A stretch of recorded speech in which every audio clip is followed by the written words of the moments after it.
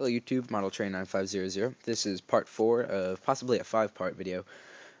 This is following the video that I did where I used the newspaper balls and plaster cloth to create a more scenic contour for your railroad. As you can see there, that worked out fairly well. I did the same thing over here, except I didn't use as exaggerated paper balls. I made them more similar size, and it came out looking more like planes. Two things I forgot to add in the previous video. One is rocks. If you're going to put rocks in, it's pretty important that you get them placed and then get the plaster cloth around them. You can either hot glue them and put them onto one of the newspaper balls, or get another foam sheet and incorporate that and then build the plaster cloth around it. Or you get lightweight hydrocal and make it a thick and then put it in like that, and then eventually you'll get your rock built in to your scenery. Up in there. Also, I left out the plaster cloth and other plastic materials will leave bubbles or like holes. For the plaster cloth specifically, since it is made of cloth dipped in with plaster on it, if you spread the plaster around, which I do to make sure it's definitely not going to come up, you might end up seeing some of the cloth itself, which is right there. So what I recommend doing is getting this lightweight spackling putty, and you just put it right on and smooth it out over there, and eventually you can sand it down very lightly because you don't want to take it all off, but it'll get rid of that rough edge. I did that over on my yard before. I'll show another video on that because I really fixed that up a lot over there. But anyways, moving on with the video, the first step is once your plaster cloth is dry, you want to get some paint and paint it like this. I use Earth Undercoat. It's kind of like a brownish green color, and I mix it with some water. So it's like that. And then I just get a paintbrush, and I'll paint it onto the scenery.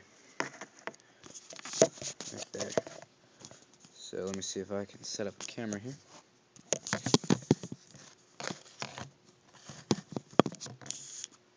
Don't really have a bipod or anything for this camera, so it can be a bit difficult.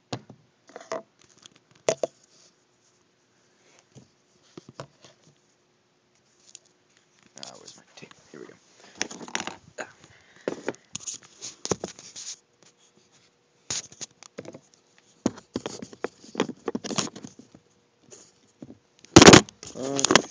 Whoops. Where are we? There we go. Alright. So here is my paintbrush, and here's the thing over there. So what I'm going to do is I'll just dip this right into the paint, and start from the top up here, and just brush it down.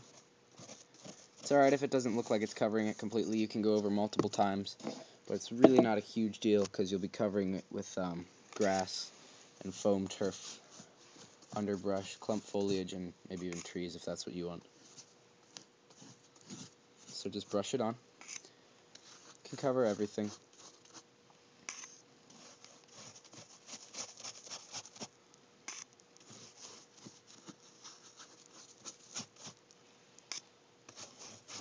Since this is a water-based paint, it is very likely that it'll cause the plaster cloth to soften.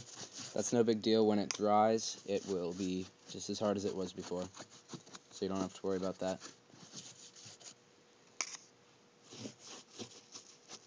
And obviously, if you have rocks, avoid painting the rocks with this, as it will make coloring the rocks a bit difficult. So as you can see, that's taking its color there.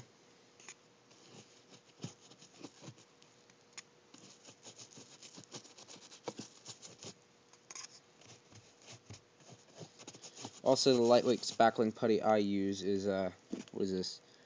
It's called Patch and Paint, and it works very well to absorb the paint, so the colors look really good on it. So don't be afraid that the spackling is going to not absorb the paint very well. Because if anything, I think the spackling takes the paint better than the plaster cloth itself.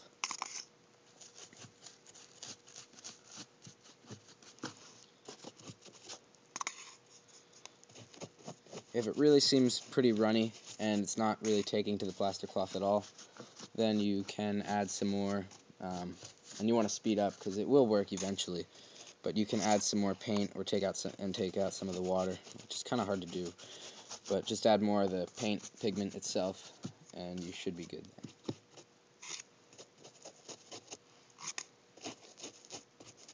Alright, so I'm just about done here, slopping it on there.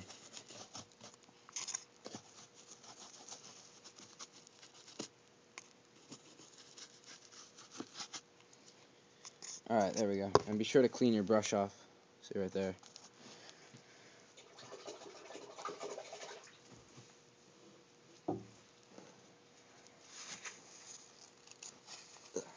Alright, so I got my brush cleaned off.